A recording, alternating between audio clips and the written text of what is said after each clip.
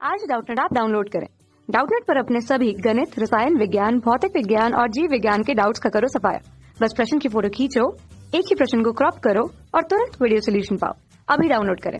Hello student, प्रश्न है इलेक्ट्रॉनों की ऊर्जा, कोणीय संवेग, स्पेक्ट्रल रेखाओं आदि के संबंधित पूर्ण जानकारी प्राप्त करने के लिए क्वांटम संख्याएं निरूपित की जाती हैं।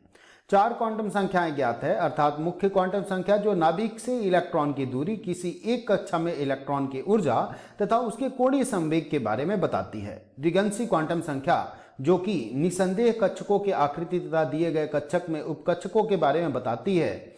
चुंबकीय क्वांटम संख्या उपकोष के दिशा निर्धारण के अध्ययन की जानकारी देती है। चक्रण क्वांटम संख्या इलेक्ट्रॉन के चक्रण को परिभाषित करती है, जैसे धनात्मक हाफ तथा ऋणात्मक हाफ क्रमशः घड़ी की दिशा में तथा घड़ी के विपरीत दिशा में निरूपित किए जाते हैं।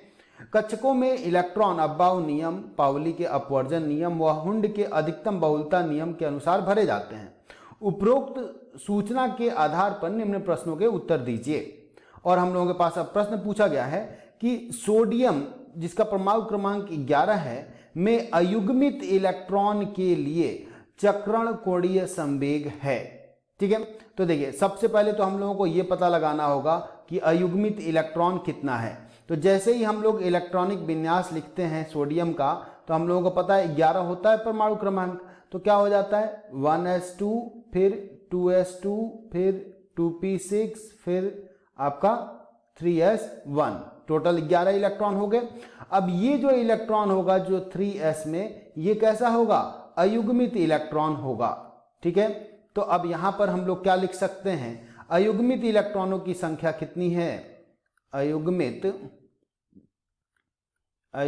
इलेक्ट्रॉन बराबर इलेक्ट्रॉन की संख्या कितनी है? 1 है।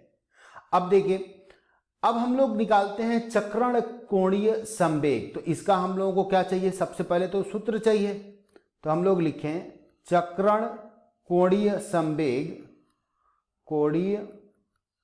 संवेग के लिए जो सूत्र होता है हम लोग क्या लिखते हैं? तो ये आपका आ जाता है अंडर रूट, और s जो आपका चक्रण क्वांटम संख्या होता है उसका मान s-1, और इसका जो मात्रक होता है हम लोग लिखते हैं h/2π के बराबर। ठीक है, तो ये सूत्र होता है। अब इस अयुग्मित इलेक्ट्रॉन के लिए हम लोगों को क्या निकालना पड़ेगा? s का मान। तो s का मान क्या होगा? तो देखिए, अगर हम लोग कुल निकालें, n का मान होगा यहाँ पर 3, क्योंकि ये 3 दिया गया है। l का मान होगा यहाँ पर s है तो 0, m का मान भी होगा 0, और s का जो मान होगा इस इलेक्ट्रॉन के लिए धनात्मक हाफ, है ना। तो अब s का मान हम लोगों को मिल गया है। यहां से हम लोग क्या कर सकते हैं? आसानी से ज्ञात कर सकते हैं। ठीक है, तो क्या हो जाएगा? तो देखिए अंडर रूट हम लोग लिखेंगे, और फिर यहां पर क्या हो गया आपका? तो s का मान हम लोगों के पास है हाफ, तो यहां पर हम लोग लिख दें हाफ, और ये क्या हो जाएगा? ½ और ये हो जाएगा h/2π। ठीक है, तो अब इसको हम लोग सॉल्व करें तो ये क्या हो जाएगा? देखिए, इसको हम लोग हाफ ही रहने दें, और ये हो जाएगा 3/2 और h/2π। ठीक है, या हम लोग अब इसको क्या कर सकते हैं? इसको हम लोग ज्ञात कर सकते हैं। तो ये क्या हो जाएगा? तो √3/2 और h/2π। अब √3 का मान हम लोगों को चाहिए, और फिर वहां से हम लोग क्या कर सकते हैं? हम लोग निकाल सकते हैं, है ना। तो ये हम लोगों का कितना हो जाता है? 1.732/2 h/2π।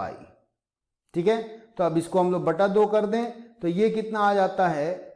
0.866 h/2π। अब दिए गए विकल्पों में हम लोग देखें तो देखिए, पहला विकल्प √3/2 दिया गया है, लेकिन यहां पर मात्रक जो जैसा हम लोग लिखे थे h/2π वो नहीं है। दूसरा विकल्प अगर हम लोग देखें तो ये बिल्कुल हम लोगों को सही मिल रहा है, यानी कि हम लोग उत्तर क्या लिखेंगे यहाँ पर? दूसरा विकल्प। ठीक है, तीसरे विकल्प में देखिए तो ये ऋण कर दिया गया है, और चौथा में बोला जा रहा है इनमें से कोई नहीं। तो केवल और केवल दूसरा विकल्प यहाँ पर सही है। धन्यवाद।